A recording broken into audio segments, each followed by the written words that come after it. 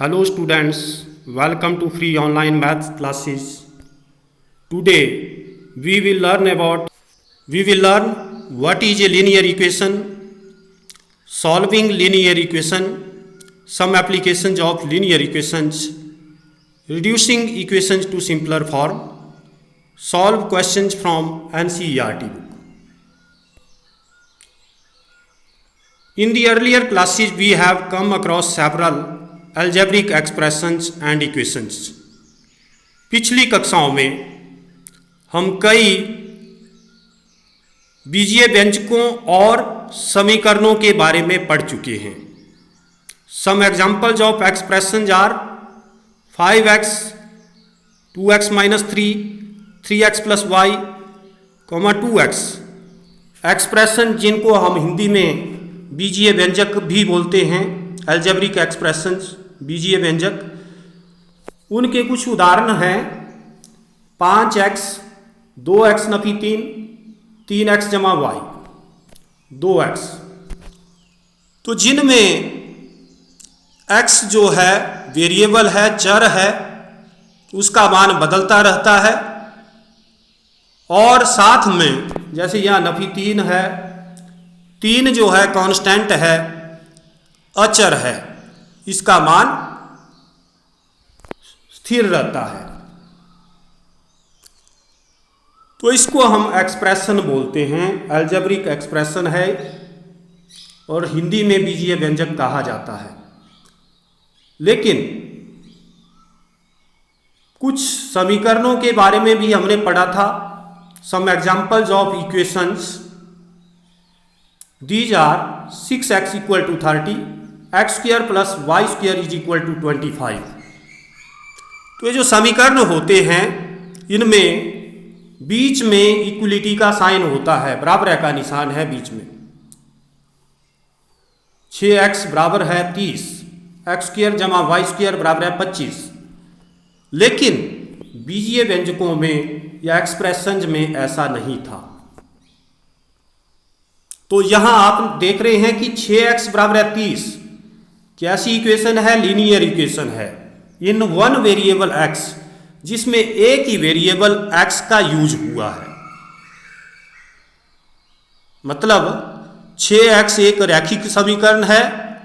एक चर x में चर का मान बदलता रहता है, x का मान कुछ भी हो सकता है.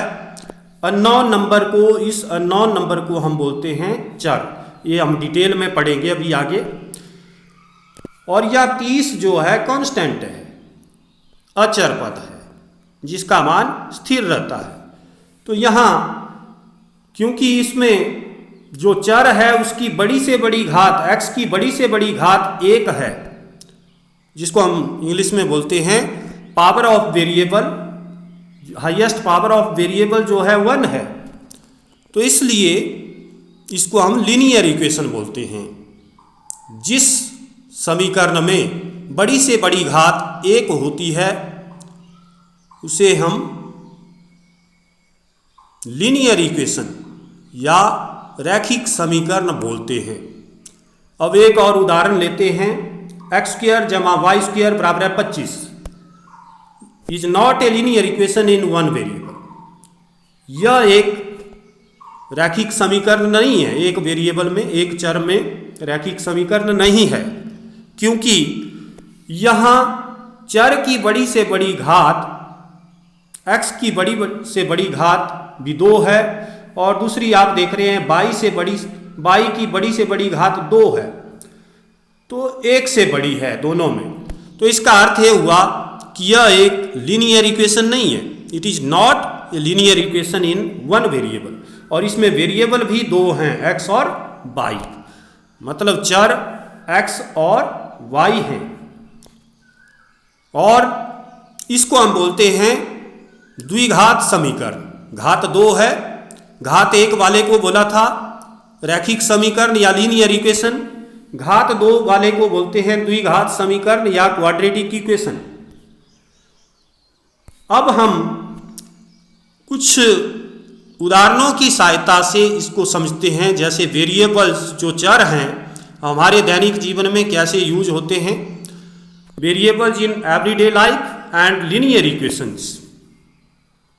To understand variables, here we have a weighing balance. यहाँ हमारे पास एक weighing balance दिया गया है, on which left hand side of scale has one bag and 3 iron balls. Left hand side में यहाँ पर एक बैग रखा हुआ है और 3 आयरन बॉल हैं. And on the right hand side we have 7 iron balls. Right hand side में 7 आयरन बॉल हैं. Of weight of each iron ball is 1 kg.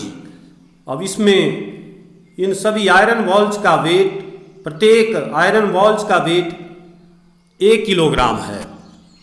Here we do not know the weight of bag and assume it as x. अब यहाँ पर हमें इस bag का wait पता नहीं है, कितना वजन है इसका वो हमें पता नहीं है, इसको मान लेते हैं x kg. अब दोनों पक्ष आप देख रहे हैं इस तुला में, इस बैलेंस में, वेइंग बैलेंस में दोनों पक्ष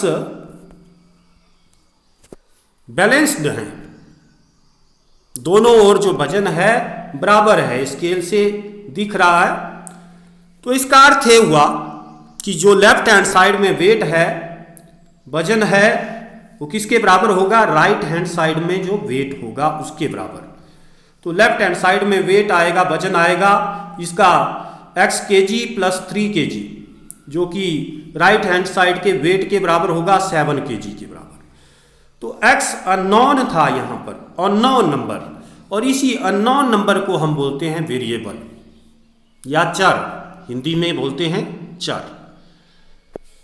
तो x जमा 3 7 के बराबर होगा, मतलब यहाँ लेफ्ट हैंड साइड और राइट हैंड साइड बराबर हैं. तो x जमा 3 बराबर है 7 एक लीनियर इक्वेशन है एक वेरिएबल x में. अब इसका एक और उदाहरण लेते हैं हम. जैसे यहां अनीस ने 3 किताबें और उसका प्राइस उसे पता नहीं है, उनका प्राइस मान लेते हैं x रुपये है प्रत्येक का, और एक पेंसिल खरीदी. पेंसिल का मूल्य है 4 रुपये. Price of pencil is equal to ₹4. तो अनीस ने कुल कितने रुपए खर्च किए? अनीस ने बताया गया कि कुल 125 रुपये खर्च किए. पेंसिल का मूल्य 4 रुपये है, प्रत्येक किताब का मूल्य पता नहीं है, तो है x रुपये, अननोन है. तो 3 किताबों और एक पेंसिल का कुल मूल्य कितना हो जाएगा? होगा 3x + 5 = 125. तो यहां भी लेफ्ट हैंड साइड में जो इक्वेशन है बनेगी 3x + 5 = राइट हैंड साइड 125 के बराबर, क्योंकि उसने कुल रुपए खर्च किए वो है 125 रुपये दिया है हमारे पास. Therefore left hand side is equal to right hand side. तो ये भी एक इक्वेशन बनती है, इसमें लेफ्ट हैंड साइड और राइट हैंड साइड होती है और वेरिएबल का यूज होता है. तो इस तरह की इक्वेशन जिसमें घात 1 है वेरिएबल की, उसको बोलते हैं हम linear equation in one variable या रैखिक समीकरण, एक चर वाला रैखिक समीकरण. तो इसको थोड़ा सा अगर डेफिनेशन देखें, इसकी अलजेब्रिक इक्वेशन क्या होती है, मतलब जो समीकरण होता है बीजगणित में, an algebraic equation is an equality involving variables. इसमें क्या होता है? अलजेब्रिक इक्वेशन में इक्वलिटी, समता, बीच में बराबर है का निशान होगा. It has an equality sign. The expression on the left of the equality sign is left hand side. जो लेफ्ट हैंड साइड में, इक्वलिटी के लेफ्ट हैंड साइड में एक्सप्रेशन है, बीजीय व्यंजक है, उसको हम लेफ्ट हैंड साइड बोलेंगे. और जो इक्वलिटी के बराबर है के दाएं हाथ की ओर लिखा होगा एक्सप्रेशन वो राइट हैंड साइड होगी। जैसे यहाँ 3x जमा 4 इस समीकरण में लेफ्ट हैंड साइड है तथा राइट हैंड साइड में 13 है, वो राइट हैंड साइड हुई बराबर है। तो in an equation the values of the expression on left hand side and right hand side are equal। किसी भी समीकरण में, समीकरण जैसा कि नाम है लेफ्ट हैंड साइड, बायां पक्ष जिसको हिंदी में बोलते हैं, किसके बराबर होता है? राइट हैंड साइड के दाएं पक्ष के बराबर। तो बायां पक्ष और दायां पक्ष दोनों बराबर होंगे किसी भी समीकरण में। तो इन समीकरणों को कैसे हल किया जाता है वो हम सीखेंगे। Solving linear equations. तो यहां पर आप देख रहे हैं कि दोबारा एक वेइंग बैलेंस में लेफ्ट हैंड साइड में एक बॉक्स रखा है जिसका वजन हमें पता नहीं है, मान लेते हैं x kg है, और 2 बॉल हैं उनका वजन मान लेते हैं 2 kg, प्रत्येक का वजन 1 kg है तो 2 का 2 kg, और ये बराबर हो जाता है क्योंकि स्केल यहाँ पर बैलेंस्ड है 7 kg के बराबर। तो यहाँ हम इक्वेशन को कैसे लिखते हैं? क्योंकि लेफ्ट हैंड साइड का वजन राइट हैंड साइड के वजन के बराबर है तो x जमा 2 बराबर है 7।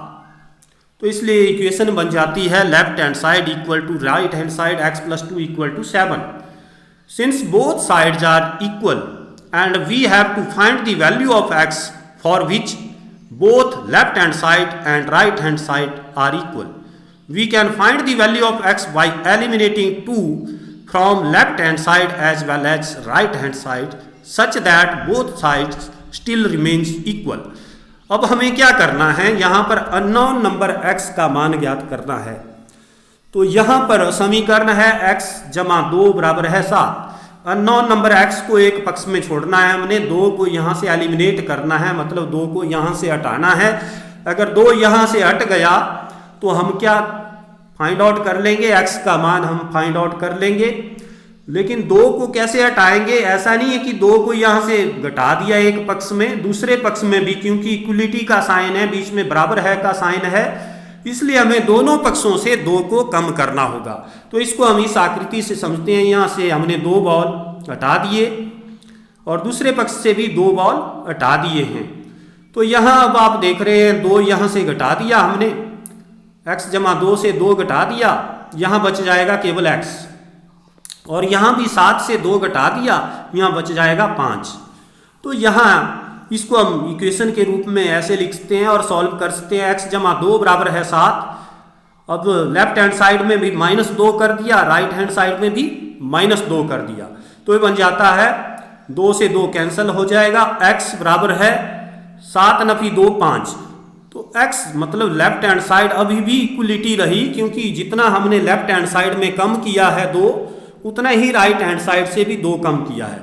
इसका अर्थ ये हो गया कि x बराबर है 5, इसका सॉल्यूशन है जो दी गई रैखिक समीकरण है उसका हल है x बराबर है 5। x = 5 is a solution of given linear equation. तो इस प्रकार हम लीनियर इक्वेशंस को सॉल्व करते हैं। अब आगे हम अगले वीडियो में चैप्टर नंबर 2 का एक्सरसाइज 2.1 सॉल्व करेंगे।